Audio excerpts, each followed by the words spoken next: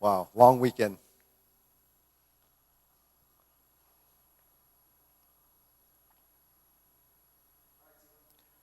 Okay, good morning, everyone. Another week. We're still into it. So it's Tuesday morning. We're going to do Tai Chi Paradigm and the 108 form after that. So hopefully everyone had a good weekend.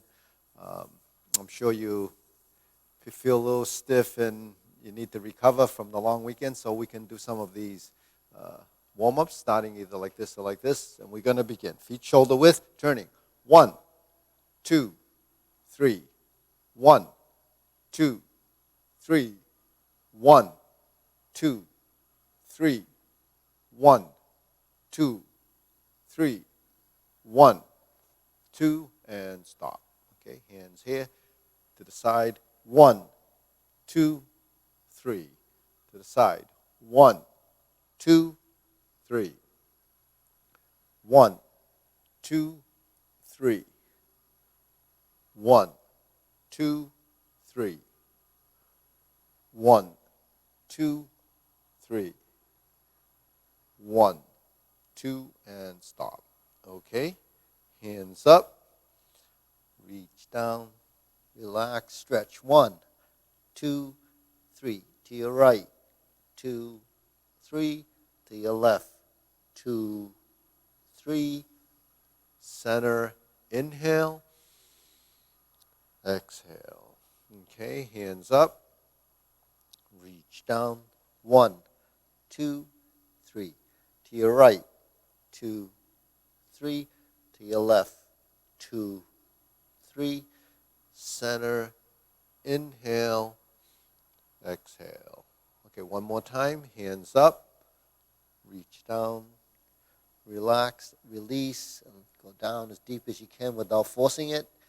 Move to your right. Then we'll move to the left and back to center. Inhale. Exhale. Okay, hands on your waist, circular movements. 1, 2, 3, 4, 5, 6, 7, 8, 9, 10. 1, 2. Reverse. 1, 2, 3, 4, 5, 6, 7, 8, 9, 10. 1, 2. Center. Cross. Knees. Circular movements. 1, 2, 3, 4, 5, 6, 7, 8, 9, 10. 1, 2. Center. Reverse. 1, 2, 3, 4, 5, 6, 7, 8, 9, 10. 1, 2. Center. Hands on your waist. Neck turning. 1, 2, 3, 4, 5, 6, 7, 8, 9, 10. 1, and stop. Back and forth. 1, 2, 3, 4, 5, 6, 7, 8, 9, 10. 1, 2. Center. Tilt to the side. 1, 2, 3, 4, 5, 6, 7, 8, 9, 10. 1, 2. Center. Rotating down. 1, 2, 3. Reverse. 1, 2, 3. Center. Hands up, pull and inhale. Exhale. Inhale. Exhale. Inhale. Exhale. Okay, spread your feet. Turning. 1, 2, 3, 4, 5, 6, 7, 8, 9, 10.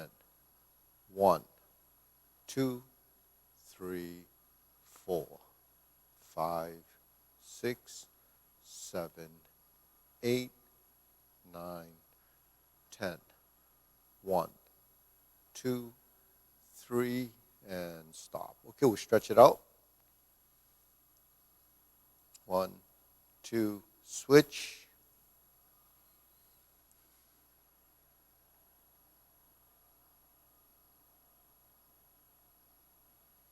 Switch.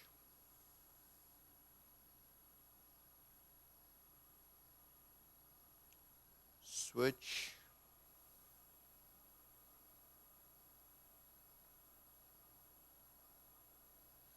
I'm going to switch again and then straighten this front leg. Fold forward from the hip. Release the back of the legs.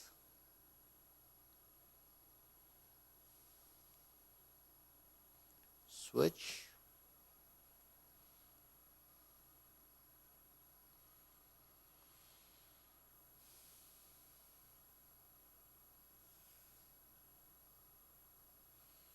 Switch again.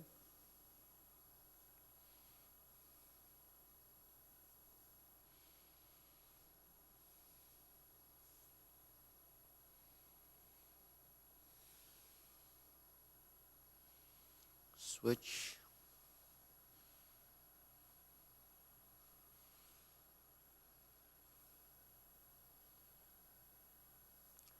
And center.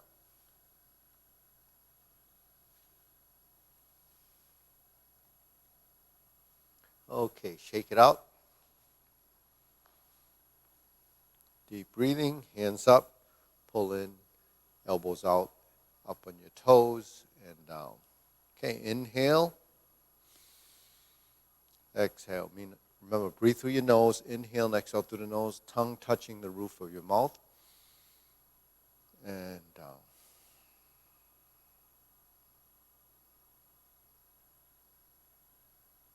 Okay, hands in your waist. Shoulder roll.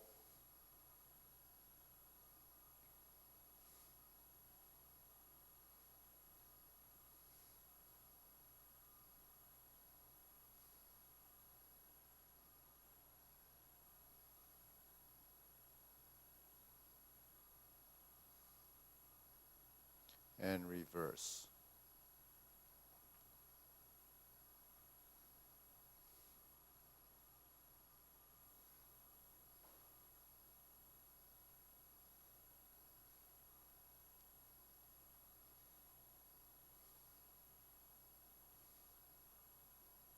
And center. Okay. Press, release, exhale, inhale.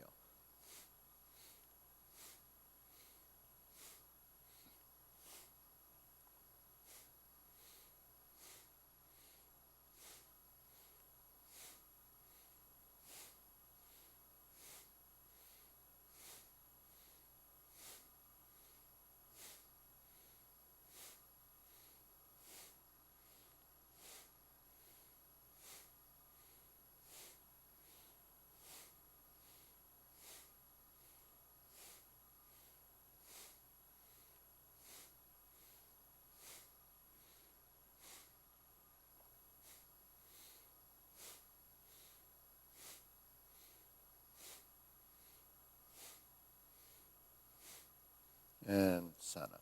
Okay, hands up. Inhale, exhale. Inhale. Exhale. Inhale. Exhale. Okay, wrists, elbows and knees. Build the relationship and the coordination with the movements.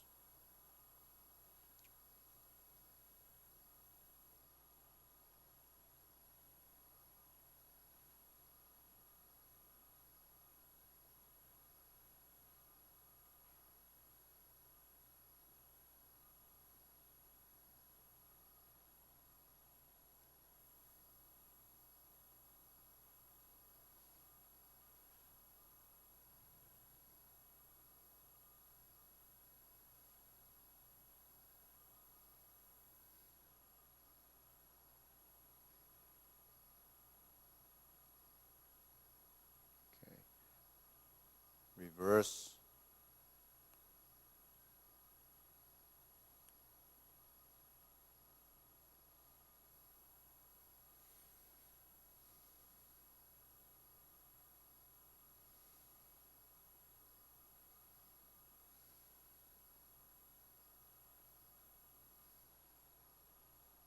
So I'm just going through these drills like we would typically do in a class.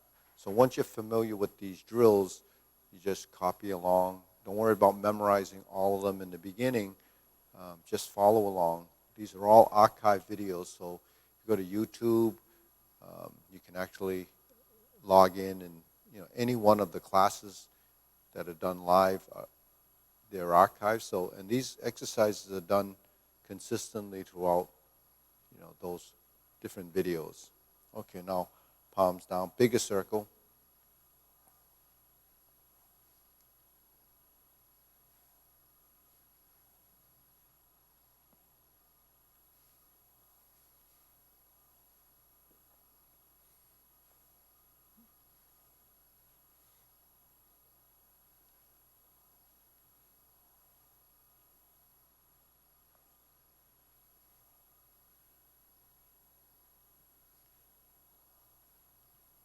And stop.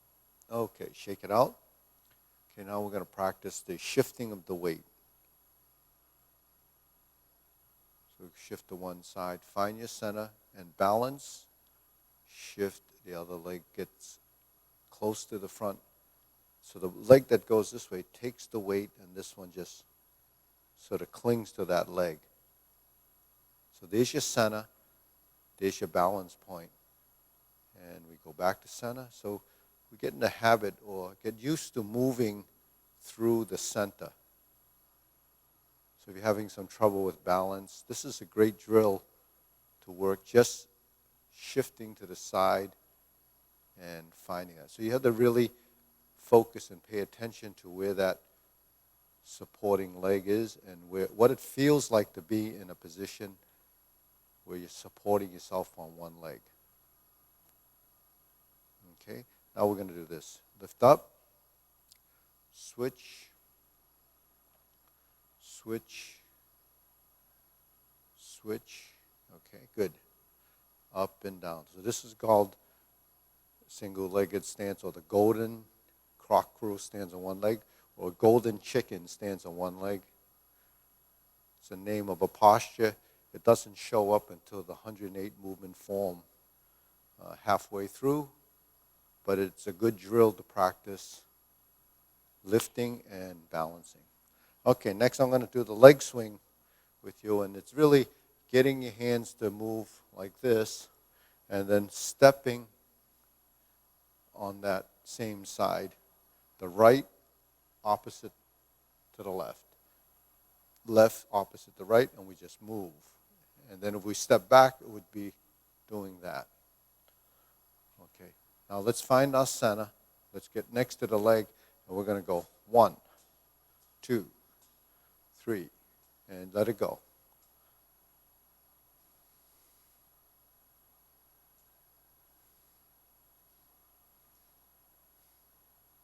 And center. Okay, let's try the other side. 2, 3, 1, 2, 3, 1, 2, 1, 2. and let it go.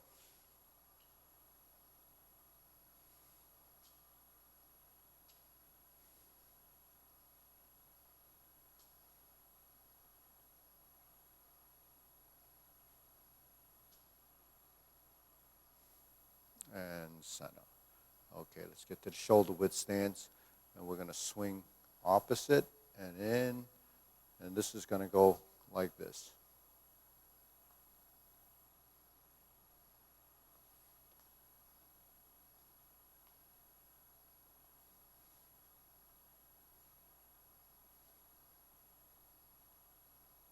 And center. Okay, shift over, extend, swing.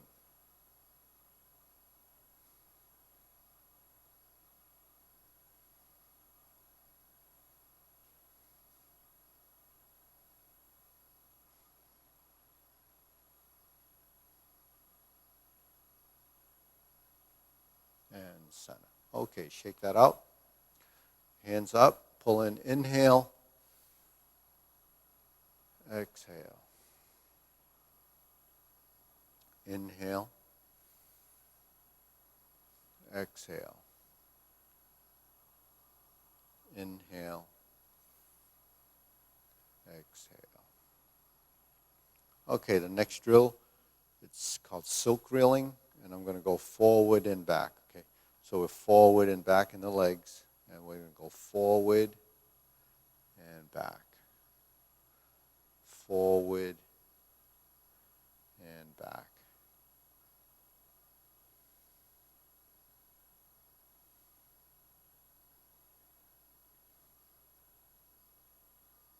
So it's 1, 2, 3, 4, and 5. 1, 2, 3, 4, and 5.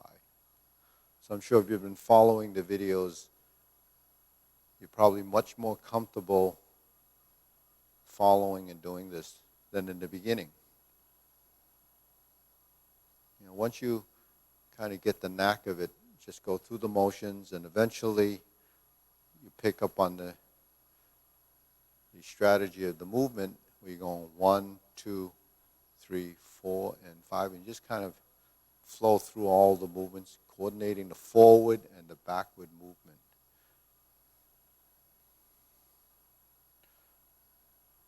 Okay, we're going to turn, switch the hands, step out.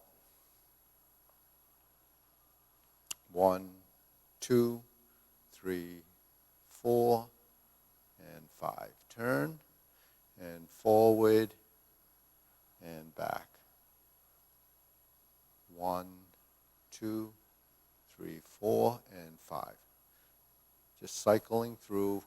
Make sure you move your legs so they're going, filling the front, empty the front, fill the back, and cycle through continuously.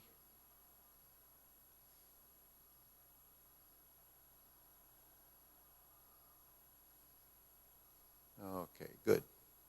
Okay, now we're going to find this position. Okay, and we're going to cross the forearms like this. Move the right foot forward, open and close.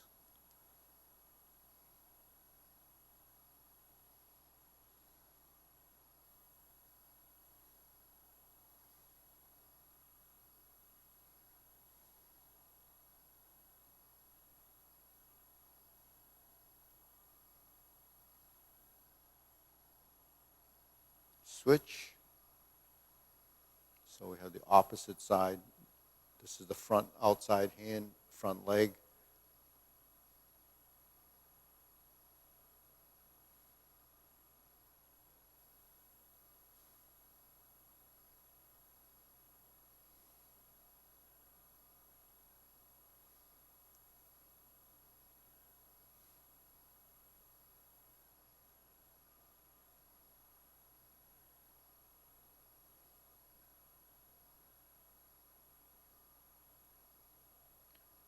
Okay, center. Okay, now we're going to lift the hands up like this. Circular movements called preparation.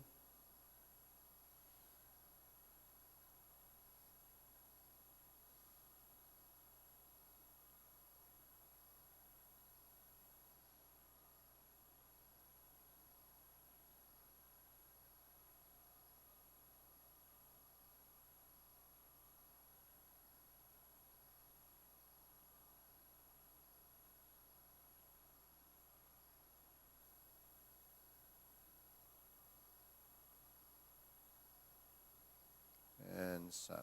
Now in the lower position, with the knees slightly bent, we're going to hold the circle, lower hoop position. So this is a standing posture drill, not much movement, just holding a position, clear your thoughts, rounding out, shoulders cup forward, tongue touching the roof of your mouth, and breathe through your nose.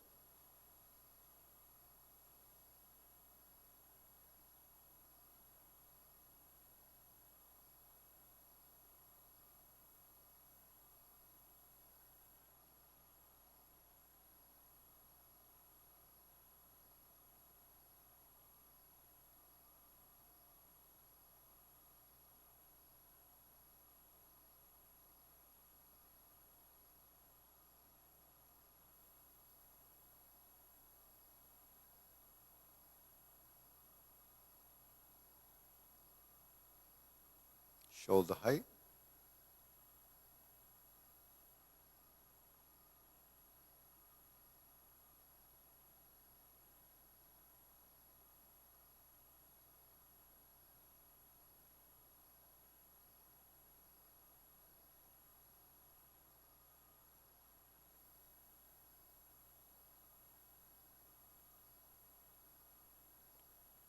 Elbows down.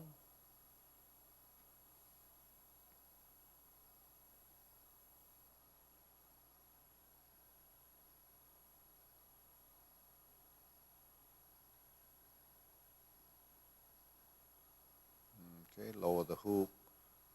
So that's 3 positions with the knees slightly bent. And now straighten the knees, lift the back, lift the spine, palms down.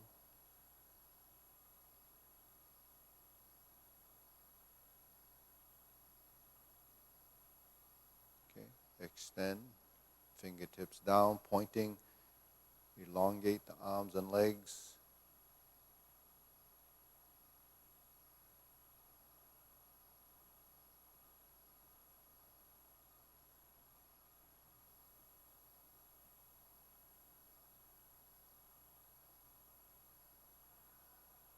Okay, hands up. Inhale. Exhale. Inhale. Exhale.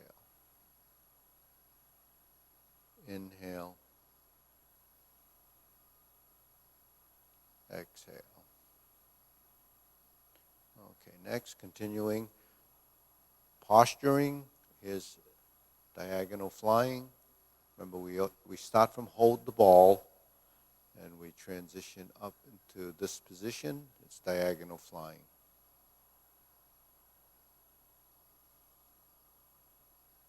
Remember, hold the ball leads into a couple of postures. One's a diagonal flying. The other one is part the horse's mane.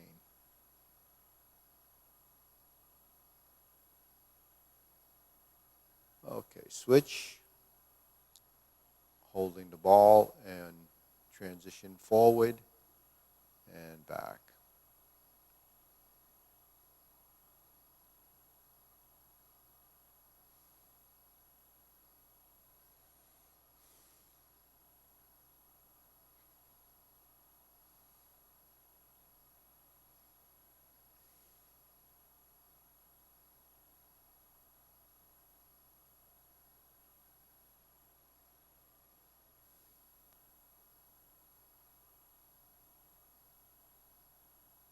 Okay, next, palms down, cloud hands.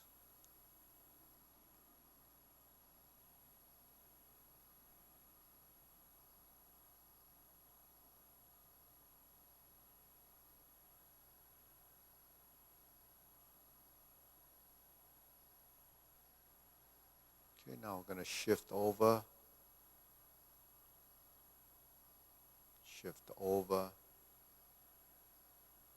so we can feel the body going over, supporting your weight on this leg, and then find your center, and then bring it back over to this side, find your center, and then bring it over.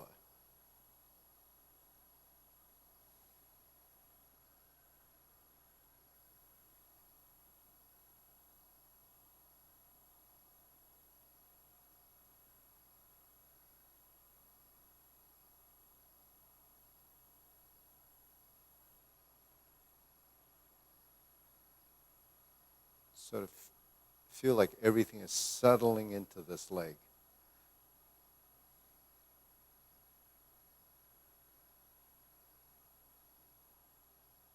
Now if we were to switch, now we're settling into this leg and we step out to the side.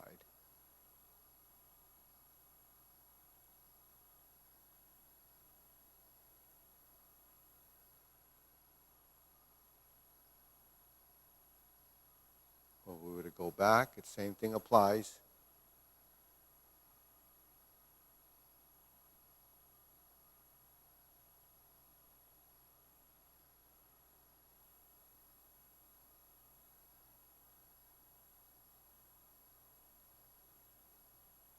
Okay, shake it out.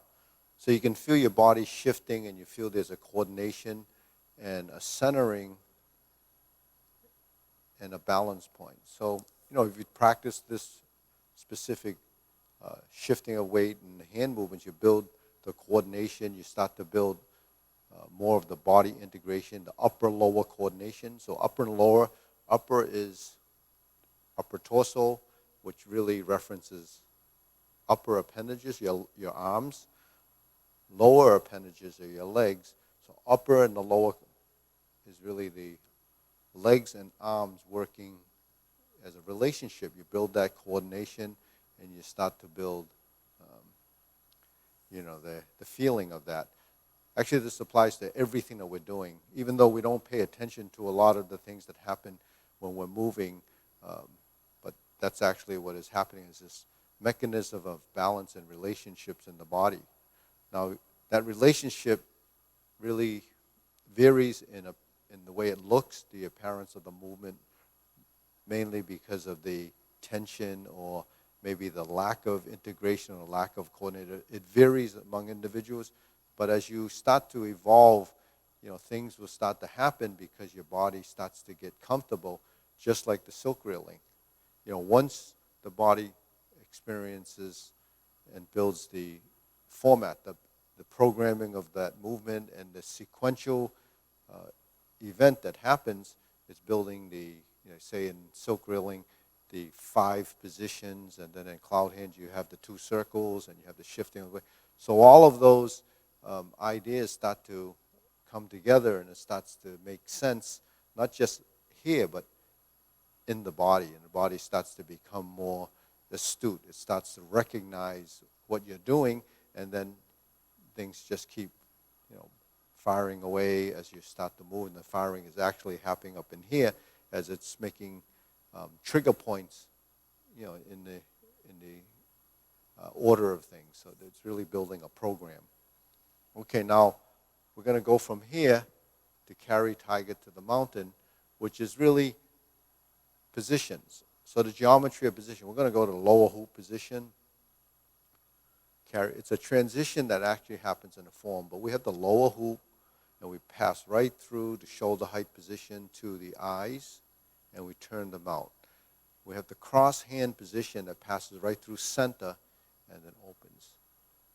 So that's all we're doing, is lifting up, opening and closing, and bringing that movement up to here. And you create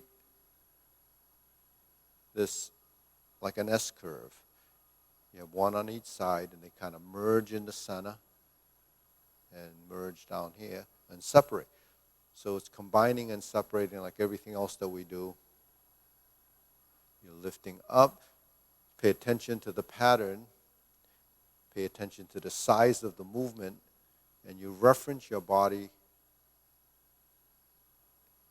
as a guideline to check your movements.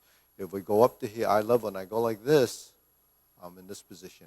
When I cross the forearms in front of the sternum, or now I'm down to here, which is the lower hoop about waist level. Next, we're going to do the infinity sign.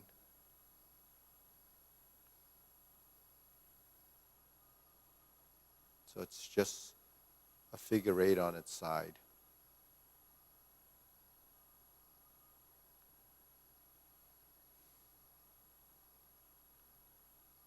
Okay, known as divert and block in the form. And then next we're going to form the fists. Palm up, roll the fingers, elbows and shoulders relax. Manipulate your elbows and your shoulders to create the forming of the fist. And then once you form the fist, you pull back and punch. Okay, so that's drawing back and punching. Pulling might be a little bit extreme, so let's just kind of draw it back and then punch. Then as your body gets more comfortable with that, just relax and let the movement happen. All right, next, find your center line, palm strikes, actually not palm strike face, but center line. If it was palm strike face, it's actually that, but center line, and we're going to stroke to find the right and left sides of the movement, okay? So in the mirror, if you're following my hands, this is your left, and this is your right circle. You have your left and right. So this is the right side. This is your left side dominant movement. So whichever hand is sort of on the top or a little bit more forward is the dominant hand, or the side that's actually going to be with the forward leg. Okay, that's just to let you know. It's a reference. That's what you're referencing. Here we're just practicing the pattern. It's a semicircle on each side, and then we're going to go back to the right side with the thumbs up, palms together. So thumbs up is elbow out position, elbow dictating the direction of your movement if you were to turn. Okay, so that just gives you an idea. The last class we worked on brush knee, so a lot of times we're in this position and we turn. That's how you know which side to go to. It doesn't go this way. It goes toward this side and it goes this side. So if we put that together as if we're doing the first exercise, we turn this way and then we turn this way as the right and left sides. Now this finger does go that way, but actually it's really driven by this side. And this is pulling that side. So that's something you just have to pay attention to, and then you'll define, which side you're going to be moving in. Okay, so when we're here, this is flipping or alternating the shoulders. You have to relax the shoulders, relax the hands and fingers so that the movements are much freer to go. Now, if you hold this and your hands are kind of tense or stiff, you're going to have a little trouble doing this, and what's going to happen, your forearms are really going to tighten up. So let's get to the other side and do the same thing. Thumbs up. Relax the shoulders, relax the wrists, and allow the elbows and shoulders to just go up and down. And then take out the tension in the hands so your forearms don't start to tighten up and eventually get tired as if they want to cramp up on you. So let it go. Okay, palms down. Okay, now this movement, we did that as preparation. This movement is beginning styles, right and left side. If we want to do the complete beginning style, we would flip the elbows and move to the opposite side, and then you would go like this. When you drop the elbow, let it slide down, and that's a transition. So this is just moving from left to right side, but a little bit more fluid than pausing and separating. All right. So you build that coordination and that pattern over time, and then the consistency of the circle will start to make a difference. All right, so that's strum the lute and a transition called beginning style to go from left to right side. All right, from here, after we do this movement, we're going to extend it. Center line, here's your center line. We're going to turn, draw the bow. Turn, draw the bow.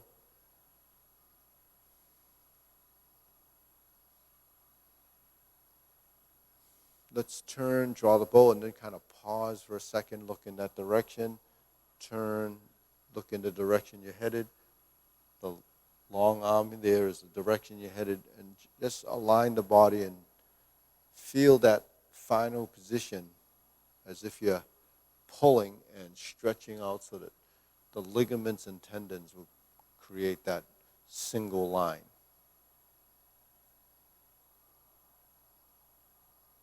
Okay, now we're going to spread the feet, across the hands. So you can have one right or left on top. In this case, my right is underneath, my left is on top. If I go like this, you can see the right hand is outside, the left hand is inside. Okay, when I'm here, the left is on top, or the right is on top, the left is outside, the right is inside, and we do that. It's called fan through the back.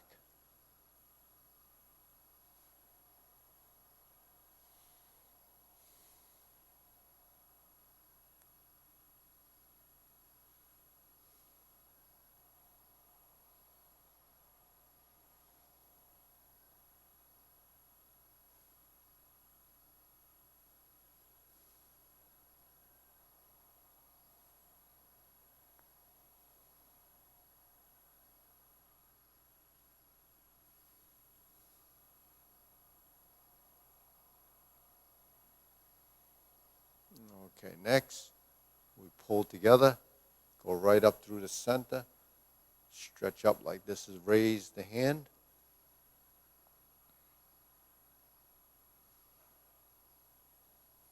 So reach up, elongate the movement.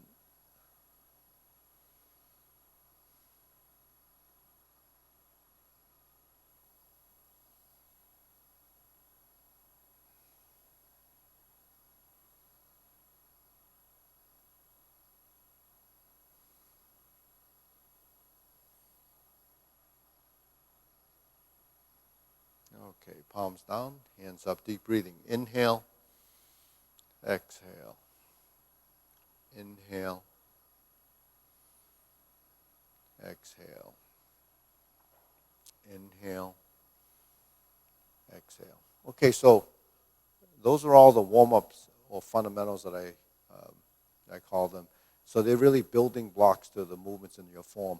But these drills are the most important part of the practice, mainly because you're really focusing on your movements, and you're focusing them on without a lot of complicated mapping and moving around.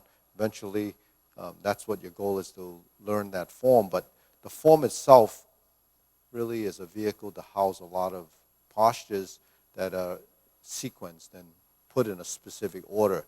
But at the same time, you can't practice that form enough to get the same concentrated dose of moving the body, because the body really has to be taught, and because we're creatures of habit, when you do things over and over again, eventually it approaches a different level of experience, and mainly it's evolving.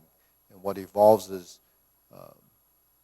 the movements that become somewhat subconscious and become part of the normal course of what you've trained your body to do. So it becomes like another habit. So building habits are what we actually are doing. So, we have good habits, we have bad habits, and you really don't know the difference in the beginning. So if I just told you, you have developed good habits, well, what's a good habit? You really don't know until you go through this process, and then you begin to understand how the body should move. So, whether the shoulder's in the wrong position, all that, your body, if you teach it and kind of translate what's being housed here from what you hear, eventually your body will start to pick up on that. But a really important part of this practice is the visuals. You have to use the visualization, the muscle memory that you're building, and the mental imagery. That mental imagery is looking at that posture and then replicating it in your mind, and eventually taking that information and translating it into the body. So now the body starts to understand, and it begins to see the difference. In the beginning, you don't see the difference, you don't know the difference, and then as your mind and body start to make that connection as to what you're actually developing, then it all starts to make sense. Okay, so we're going to start here.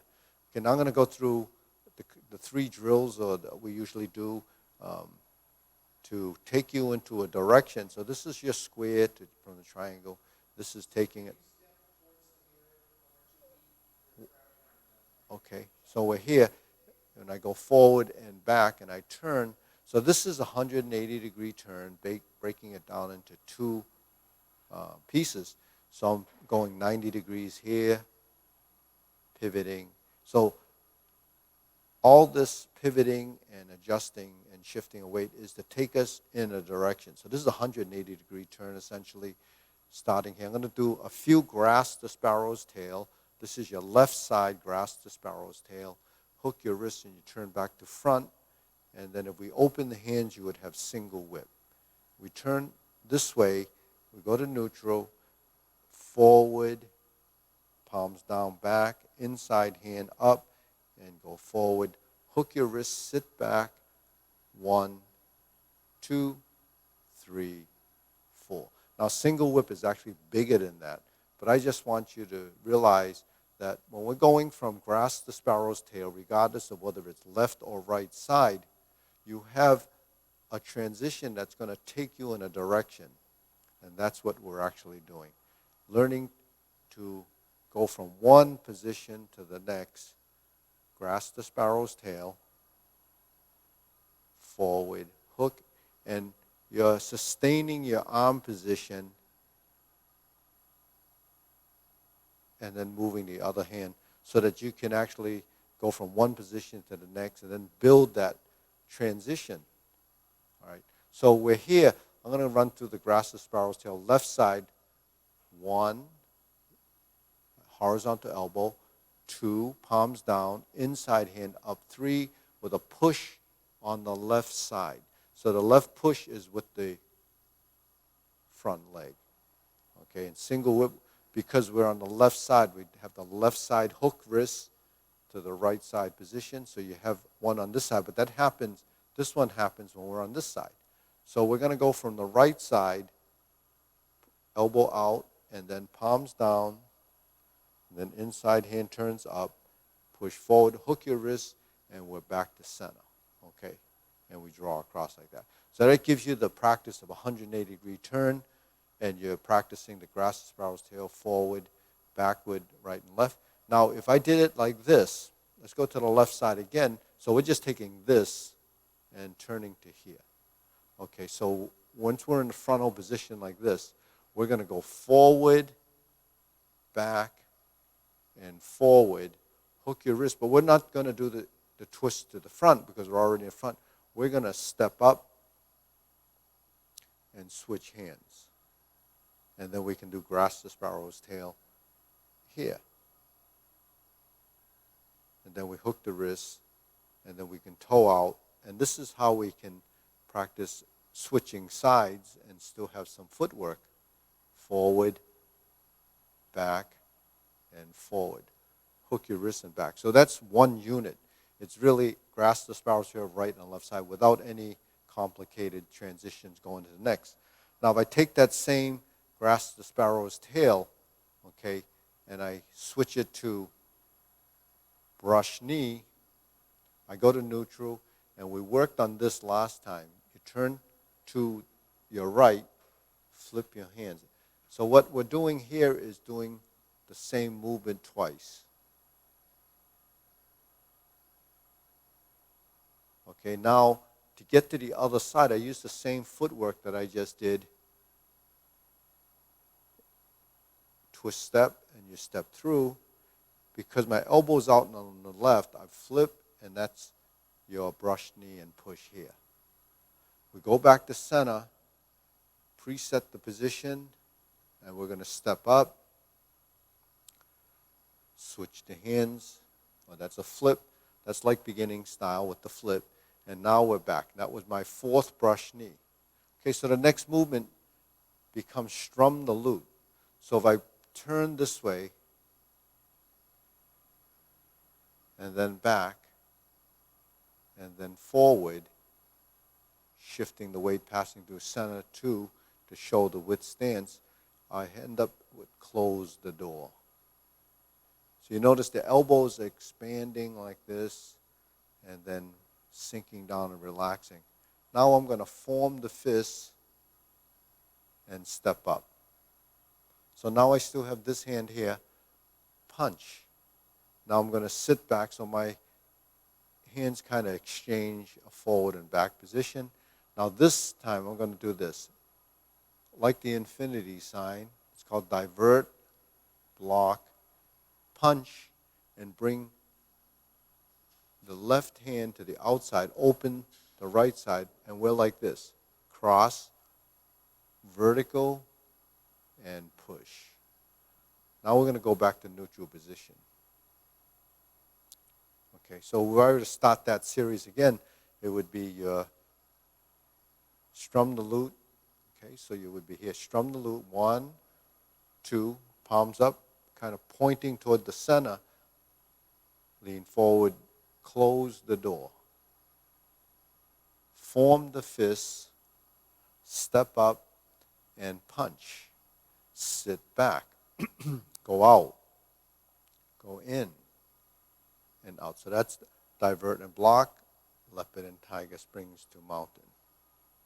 Okay, so there's 3 postures there after the 4 brush knee. So once you finish the brush knee on the right side push, you would go back to neutral. So see how neutral becomes a starting position. So here, all we're doing is going 45 to one direction, and we go back to 45 left center like this.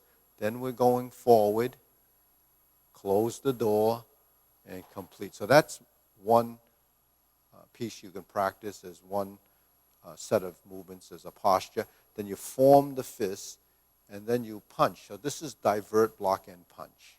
So that's the second one after the brush knee, and then we're going to cross, and this is the third one. And then we go back to neutral as a reset to start again. So that's your segment of the form that after this is stalk, flap, swings, and we turn. So we use that pivot that we were doing earlier as the drill. That's a drill, right? So now we're going to turn, and we drop the elbows, and this is where we begin the brush, knee, and push. Now I went over this the last class as brush, knee, push 4 times. There's 2 rights, a left,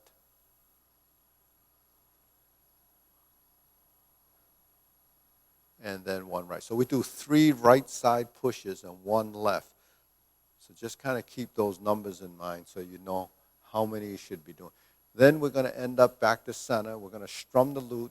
This is the first one after the brush knee and close the door. Okay, those kind of go hand in hand, those 2 movements. Then we form the fists, step up and lean, punch. So your left leg is forward. And if you're following from behind, it'll be a lot easier for you to track. And then we cross the arms, leopard and tiger springs to mountain. And then we go back to neutral. Okay. Then the next move in neutral, you're going to turn like this to do the fist under elbow position. So this is fist under elbow. So fist under elbow is this. If I open my hands, that's neutral. So if I close the hands and I just kind of roll them in like this, you can see that that's the position. So fist under elbow happens in this stance. It's your left leg forward position, left arm vertical position, and neutral. Okay. So in other words, after we push and we go back to neutral, we start from here. We turn, stroke out, make a fist, and we're at fist under elbow. Now what happens with fist under? You go back to neutral. So you see, neutral is that starting position. You're not learning, 50 movements to create that series. You're learning a group of movements, maybe 2 or 3 movements, 4 or 5 movements, kind of put that together to get one single posture. And once you get the idea of that, then you work through it. Now, if I'm in fist under elbow and I go back to neutral, the next thing that happens is really repulse the monkey. So repulse the monkey is really stepping backwards and redoing the brush knee movements, essentially. So we're like this, the elbow's that way, so we're going to turn that way. But look at my foot. My foot straightens out, and I sit back into that stance, check my weight, but not actually plant it, and reverse the stance. Okay, so this is repulse the monkey. It's done 3 times. and we initiate it on the left side. So this would be 1, and push. So if you complete the left side push, and we sit back again, we're on the right side, and we go forward. If I turn toward the right, my back leg straightens. You see that? When I go forward, because the weight is forward, as I turn, you see the body is kind of synchronizing or integrating like this. Then once I sit back, it's my balance point, and I hold and sustain the hand position until I do the second repulse the monkey. And then there's one more that we have to do when we go to the left, one more time, and then we step up, and we'll actually step back, repulse the monkey. So repulse the monkey is retreat and repulse. Now we're on the left side. Now if we do this, you can see I'm going to go to the hold the ball position, and I turn out and I step up to here. Okay, that's hold the ball. And I'm going to do a diagonal flying. And I sit back. So you know that when I'm in the diagonal flying and I just turn like this, that sets me up for neutral position. And if you did this later on in the form, you would end up setting up for maybe part the horse's mane right after diagonal flying. So, if you pay attention to the transitions, then some of those transitions will show up at some point in the form, and then you'll already kind of know that. But the thing is, you don't really recognize in the beginning because you're not memorizing the order immediately. So you kind of say, okay, that's where I am, and this is what has to happen. And once you get familiar with all these transitions and the sequence itself, then it all starts to fall into place, and it starts to make more sense. So you see how this position and this position are so important. This hoop really dictates the direction of movement. So that is something that while we're doing the first exercise like this, or we're doing this, you don't really realize what's that leading into, because you haven't actually got to a point where that starts to show up. But once you get to the brush knee and you get to repulse the monkey, it's critical to understand the right and left elbow position so you can know to go right or left. So while the body's going right and left, you always still would have the forward and backward movement of the stance that takes you in the front direction and the back direction. So one term that we use sometimes in footwork is to retreat, which is to step backwards, and to step forward is to advance. So when we go forward like this and I step up, so this is advancing forward, and that actually shows up even in the long form as stepping forward or advance. So when you advance, you're moving toward, so there's an advance, grasp the sparrow's tail, and you turn the single whip. So it's just a term to let you know you're going forward. And then when you retreat, it's a term to let you know you're going backwards. And then you move to the right or you move to the left like in cloud hand. So that's the directional changes that you'll have in the leg work. And I call that the mapping of your footwork. So it's mapped out to take you in directions, and that's important to understand. And the more accurately you transition into the 45-degree corners, or keeping it straight or 90 degrees directly to the side, will really help you, make that form more accurate. So where does something like that happen? Just say in the beginning, I'm going to be in this position. I'm going to move 45 degrees to that corner, and then finish that 45, and I'm going to move it back, right? So watch this. I'm going to open the stance by stepping up, and I'm going forward. Now when I sit back, I'm going to kick my heel out. So my foot is 45 degrees in that corner, and I lean forward. So I'm looking into that corner.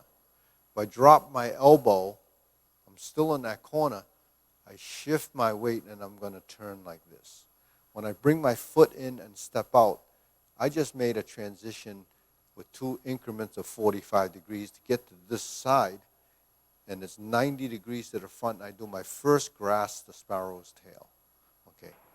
So that footwork is actually the most confusing for most people starting out, because it's kind of a lot of steps just to get over there. But if you look at the movement, what we're actually doing is setting up our hands and going forward. And when we sit back, we turn, and we turn the hips to square. The foot goes in and out. So that's all you're doing with your legs. What you're doing is 1, 2, without the hands, 3, 4, 5, 6. 1, 2, 3, 4. Now grasp the sparrow tail happen here. If I hook my wrist, now I'm going to turn back 45 degrees. I move this foot in, and I move this foot out. So I'm not to the front yet until I pivot my foot. And now you notice my hips had squared up. Now I'm in the front. But if I shift like this, I'm still not in that corner. If I want to do the diagonal flying, I have to pivot this foot.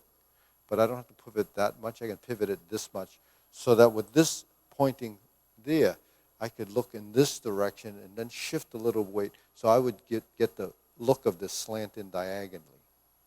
And then if I step up, I have to shift.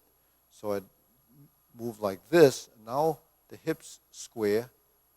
1, 2, 3, 4. Okay, so you see what I just did there. I made those transitions. The lower part of the body started to make the adjustments.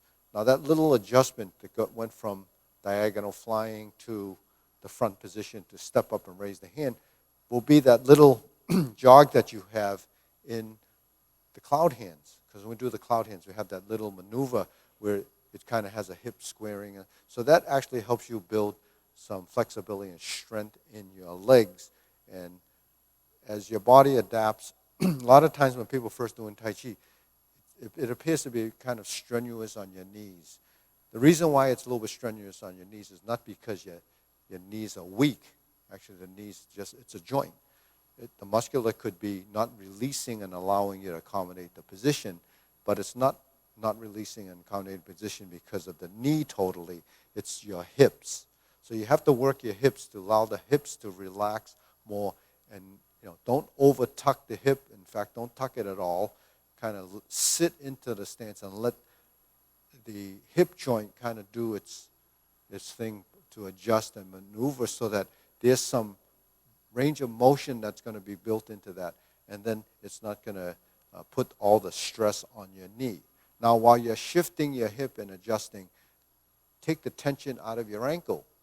In other words, if I'm here, and so if I'm here, and I shift, you see, that allows me to take my step forward to center, and then do this. Now, if you don't shift, you could end up going over there.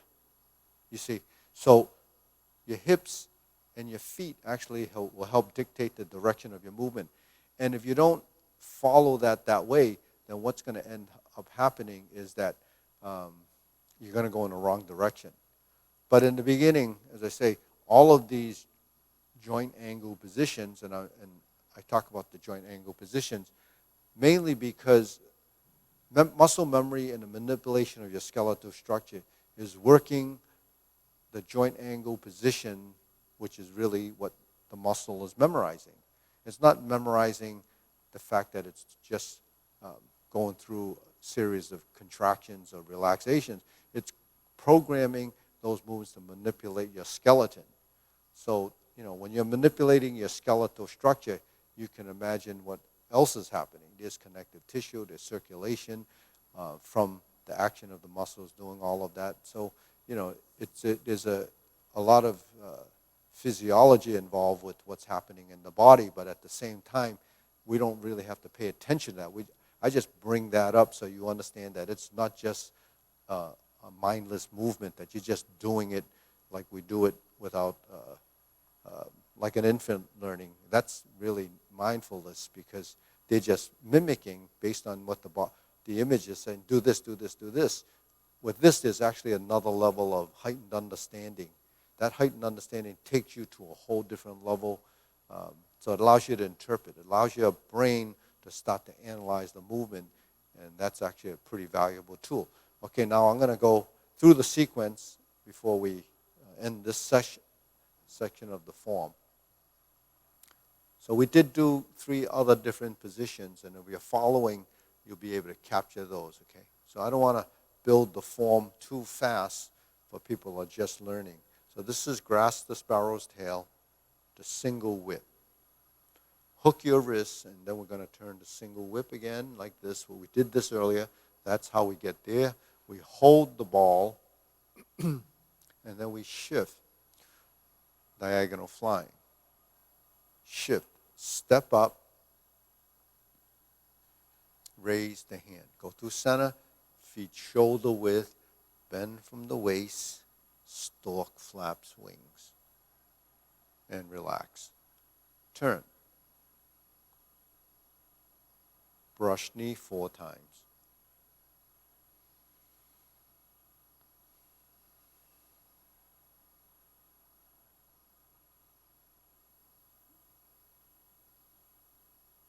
As I mentioned, there's only one left side one, so that's right here.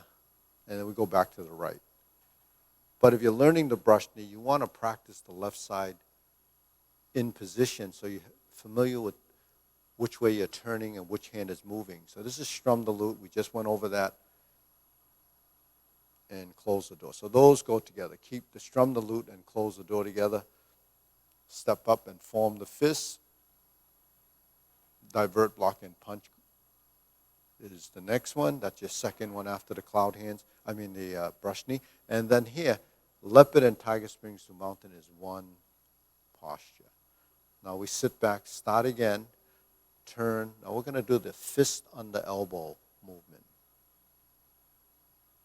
And then we're going to go to neutral to start again. So fist under elbow, that's one unit. Then we have 3 repulse the monkeys. Now with repulse the monkey, there's 3 of them, and it starts on the left as the first push. You can practice this, depending on how much room you have, you can practice it a dozen, half a dozen, as many as you want. But you can do them in groupings of 3 and then reset and then keep doing them till you get comfortable with the sequence, the order of movement. Okay. So if I did another one, I step back. So I just did an extra one.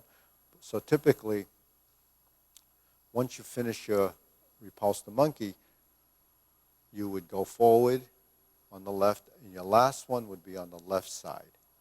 Okay? So then we reset, we're on the right side, and then we hold the ball.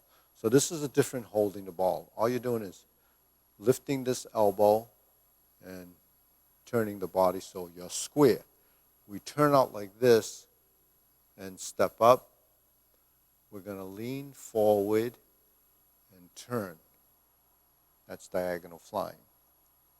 That's the same right one that we start off in the beginning. And we're going to pull the foot in and then go up and down. Okay. See what happens here. From here, we go to neutral, and then we go up. This goes up and down. Okay, now we cross. This is fan through the back. Then we turn, parry, and punch. Fold the elbows and knees, and there's your back fist. Other hand's close to the forearm here. Same as neutral, just one of those. Actually, if I turn this hand to this, that is neutral, but in a forward position.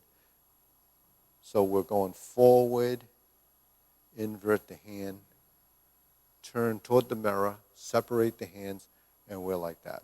Okay, I want to stroke down so you can see in the mirror that the body turns, and there's an exchange between the up and down movement, and then it comes down, and then this kind of resets. So you see, each side kind of knows what to do once you build that coordination.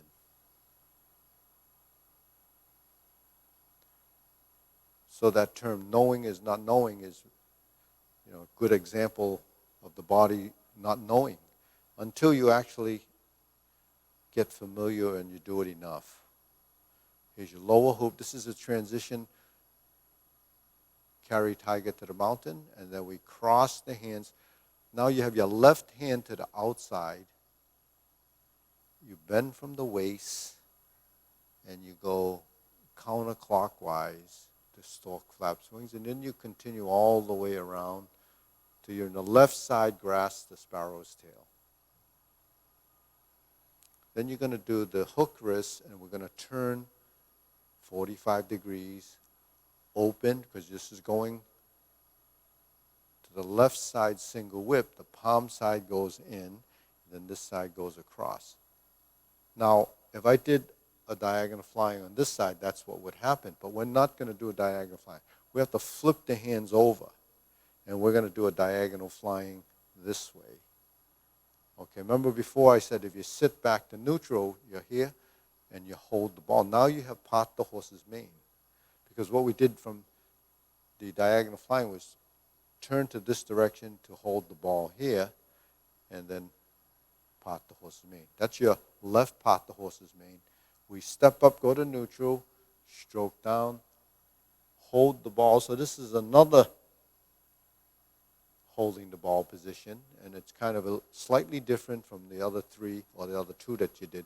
Vertical, horizontal, back to center, Jade Lady work shuttle. Okay, so this is upper. We cross over, find your neutral.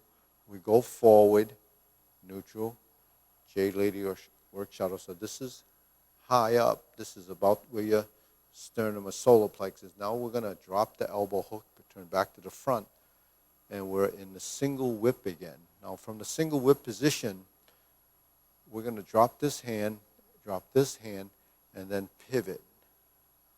Shift and pivot. Shift and pivot. Shift and pivot. So that's sort of like the footwork we did with cloud hands earlier, but we didn't have the pivot in the beginning. Now we hold the ball, flip it over, diagonal flying. Now you're on this side, that's your right diagonal flying, and we close the form. Left foot back, hands forward, cross over, elbows out to the side, and down. Okay, so that's the Tai Chi Paradigm form, and we just completed the form, and we're going to end this session.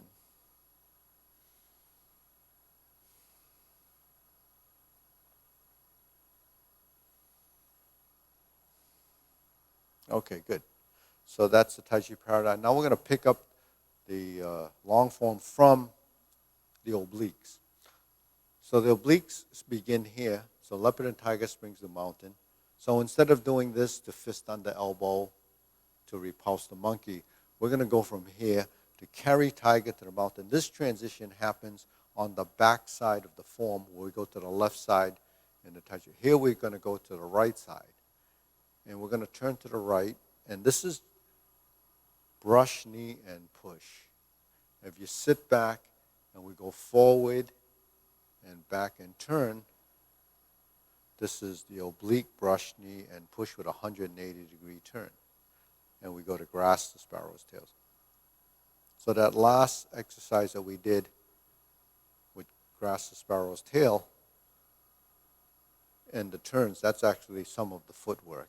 So we're in the oblique and it's in the corner.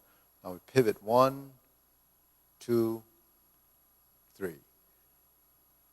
Gets us in position to do the fist on the elbow, and we go to neutral. So that's the only difference in, between the 108 and Tai Chi Paradigm. So let's just try that one more time. Stroke down, turn, carry tiger to the mountain. So it's the leg work and the step up that you have to build the timing. So carry tiger to the mountain is this. So we have the hand movements. We just have to connect the leg movements. Okay. So when we're here, when we sit back, turn this foot 90, shift your weight, pivot on the heel of this foot. Now that takes you into a 45-degree corner.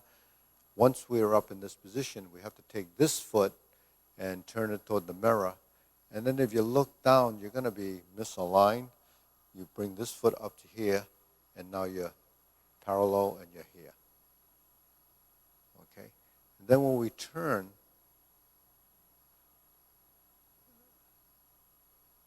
we end up in this corner.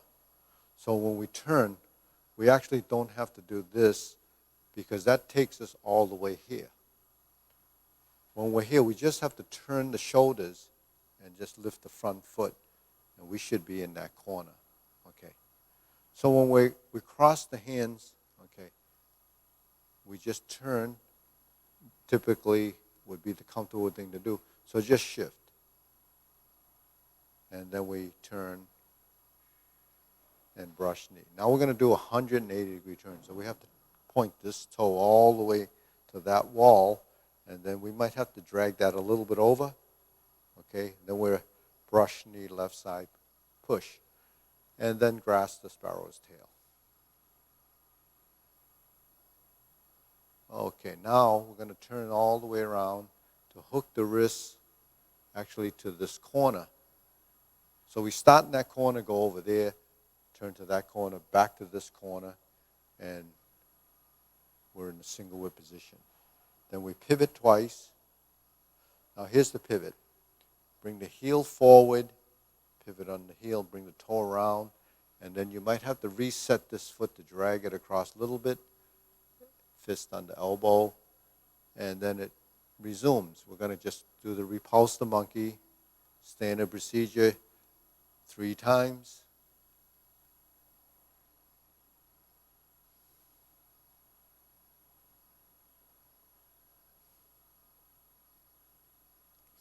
So it's just like doing brush knee, but going backwards. Now we go to neutral, and we're going to do carry tiger to the mountain again. But this time we have this cross-legged stance, and we lift up like this and open the hips. Because we have to square up to go to the front position, we have to keep some flexibility in there. All right, so we're here.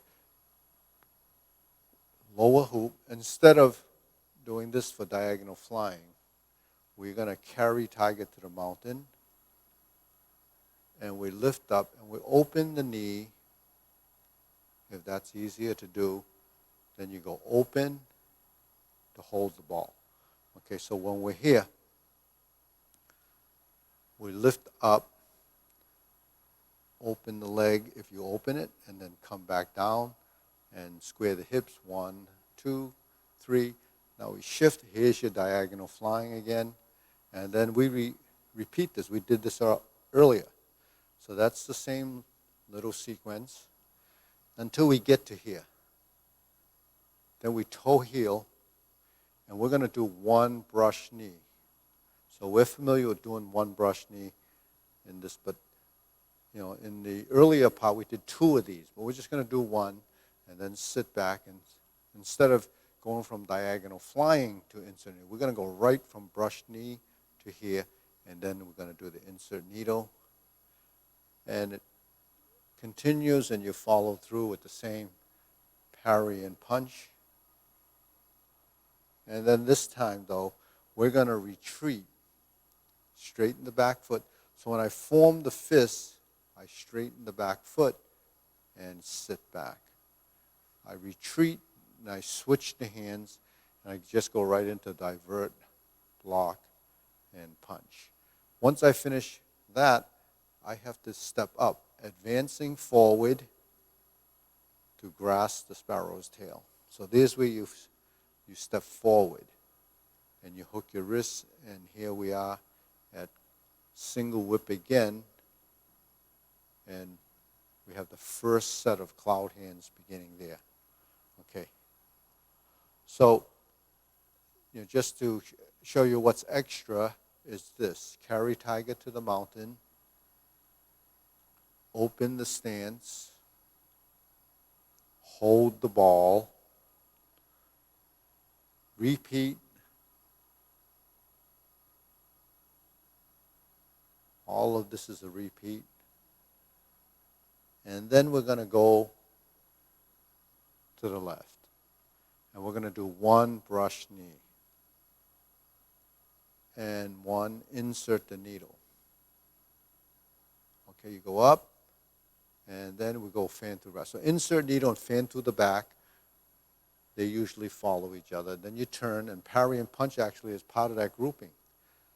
So those three movements, okay, insert needle, fan through the back, parry and punch. Okay. So then here we have the follow-up, form the fist stepping forward or form the fist stepping backwards. And then we have divert, block, and punch. Grasp the sparrow's tail, stepping forward. And we complete this back to single whip. And here's the beginning of the cloud hands. So if you're learning the 108 movement form, that's what we define now as the first section of the long form. So that first section is quite long.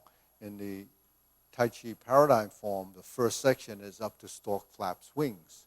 So, at that point, you would do the brush knee and so forth. But we have these obliques, that are, an extension of the movement after you finish at the point where you get to leopard and tiger spring swan. So there's some add-on movements.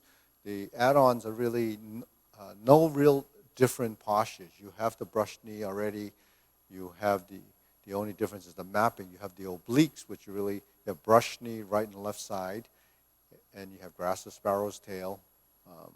You have a transition that takes you from the oblique single whip to set up a fist on the elbow, and then it just resumes the same as the other form until you get to a point where you would add that carry tiger to the mountain section, which is the cross step lift, and we have that short section that we did early on.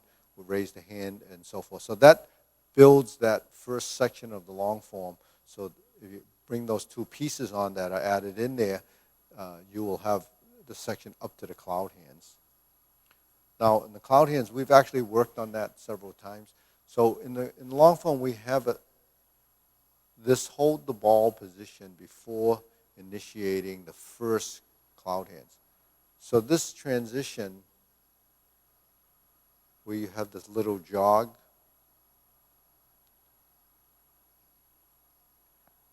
is really for practicing a transition and to free up your ankles and your hips and so forth to kind of connect with that movement. So it's really breaking the cloud hands down into three distinct segments rather than running through with a series of movements where you're just kind of waving your hands. You have a similar movement like that here when we go like this and then we start to step up. So because by the time you get the cloud hands, that first piece when we finish the single whip position, when we're here and we shift, now this transition should become better.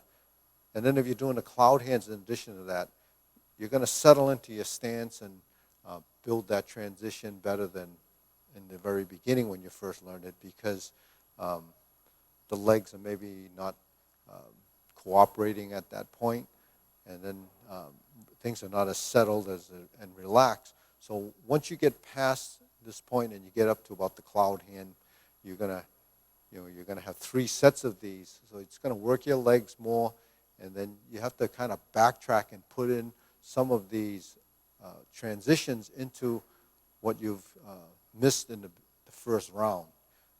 That's going to happen continuously as you go back and recapture little things that you might have missed the first time around, and that's just a natural course of doing it. You have to learn the form, and then relearn the form, and then relearn the form, and then relearn the form. But what you're learning is the more or less the subtleties and more of the intricacies of how the body relationships start to form. So it does evolve, and it is more skillful, and it is a deeper understanding. So once we finish the cloud hands, we begin our kicks. So here we have the palm strikes face, okay? High pat the horse, okay? Fold the elbows and the first instep kick. So these movements we've worked on quite a bit. It's just folding and unfolding your arms and legs. And then when we step back and we turn, we build the 180-degree turn with the fold. So folding and lifting the elbow is upper body. Lifting and standing and extending is lower body. The hands and the legs work together. And then you end up in the brush knee position. And then there's two of these. So the kicks, as part of the previous tutorials, you have to go visit that, and then you have to practice those kicking movements over and over again till you build the pattern. The basic maneuver for the first, second, and fourth hand transition is really, it covers it all. Now this is beat the tiger when we step backwards.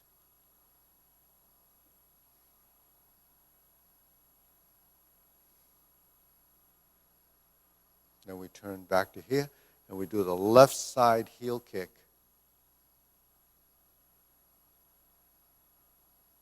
to the two punches to the ear.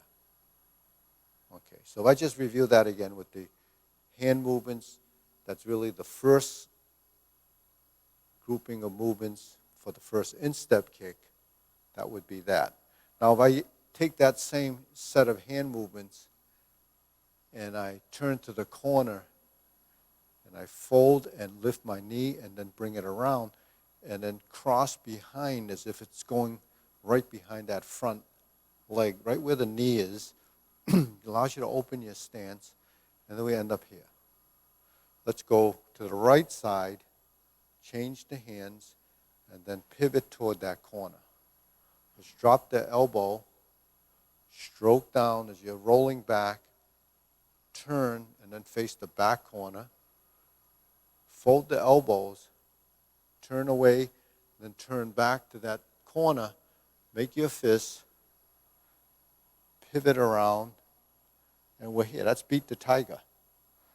We lower the hands, cross the forearms, level the elbows, lift the knee, and then heel kick. Lower hoop, upper hoop, and that completes beat the tiger. That's a pretty long transition and a pretty long piece to build called beat the tiger. So essentially you have to go through all. So it is all the geometry of position are right in there. You just know the cross hands, shoulder level, parallel square arms, upper hoops, lower hoops, hoops to the side, hoops to the side. Those are actually the two positions like that. So all the things that we've been working on building the positions and geometry of position becomes heightened as we start to do the postures and transitioning into them. All of these positions is what we're trying to establish as part of the muscle memory. And then transitionally, you have all of these minute things that are happening. Obviously, this integration of the body takes some time to build, but that timing that you build becomes part. So when we cross in here, we could break it down and find your center like this, hold the legs, and then move one hand, turn this hand, and then turn over, go to neutral, bring it down, and then turn. Now we're in the opposite corner, sink, and fold. Now we hold the position,